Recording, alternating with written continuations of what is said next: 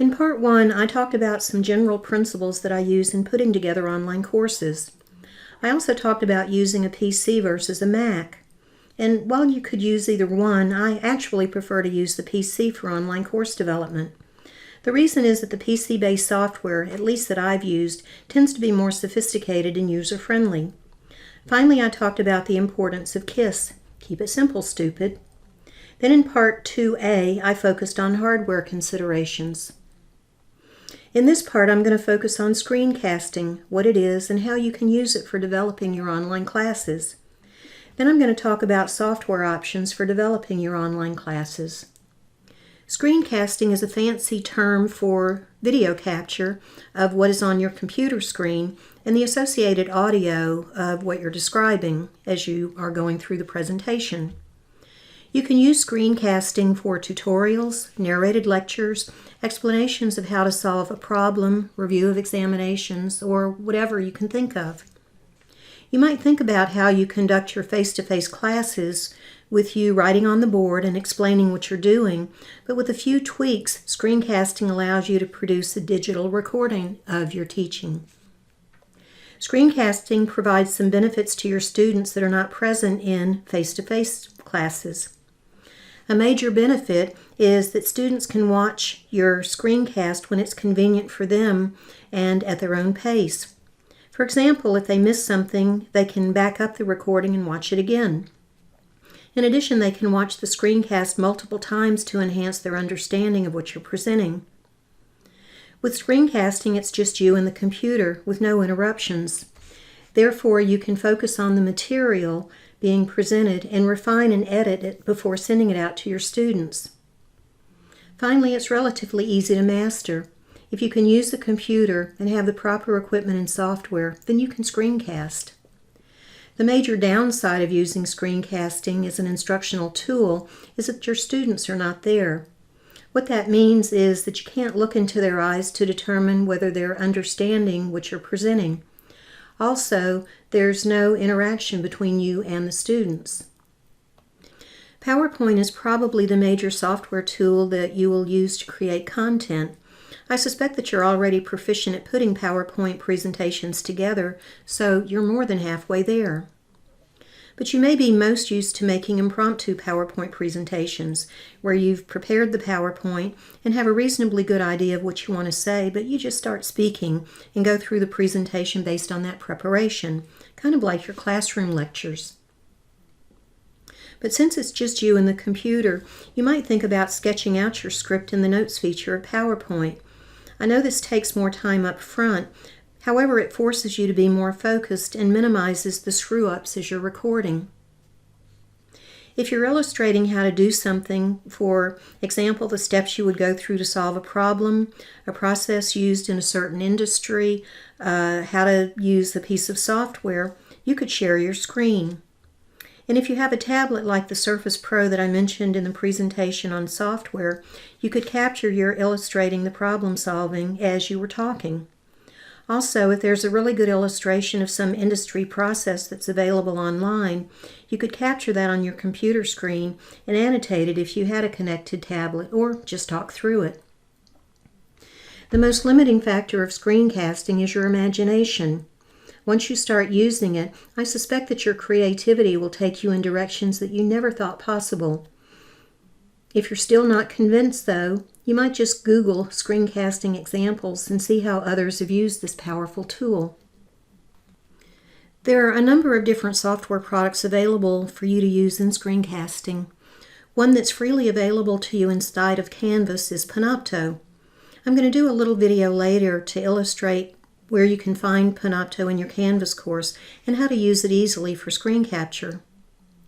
Snagit and/or Camtasia by TechSmith are very popular screencasting software products. Snagit is less expensive and easier to use than Camtasia, and it's effective when you want to produce a spontaneous or quick and dirty illustration of something. Camtasia, on the other hand, is better used if you want to produce a scripted and more polished presentation. You can purchase either product as a standalone or in a bundle at an educational discount. With the educational discount, the bundle costs $189, and it's a one-time cost. Articulate Presenter included within Articulate Studio is really my favorite software for putting my online classes together. It's also the most expensive with a yearly cost of $499. Technically, Articulate Presenter is not screencasting software, but rather is presentation software. When loaded, it attaches to PowerPoint, making it relatively easy to record a narrated PowerPoint. Finally, PowerPoint has a built-in feature that allows you to record and produce a PowerPoint presentation. As such, if you already have PowerPoint, you already have the ability to capture narrated presentations, so long as you've got a microphone. And so the question is, which one is best? The answer is, it depends. If you've never delved into the world of producing narrated PowerPoints, then Panopto might be your best bet, at least initially. You already have access to both PowerPoint and Panopto. Panopto is relatively easy to use once you've put your PowerPoint together. And your PowerPoint video resides inside of your Canvas shell and therefore doesn't infringe on the 1 GB of space that you're allocated. The editing is not as slick as other products, but it isn't too bad. Also, Panopto will produce automatic captions.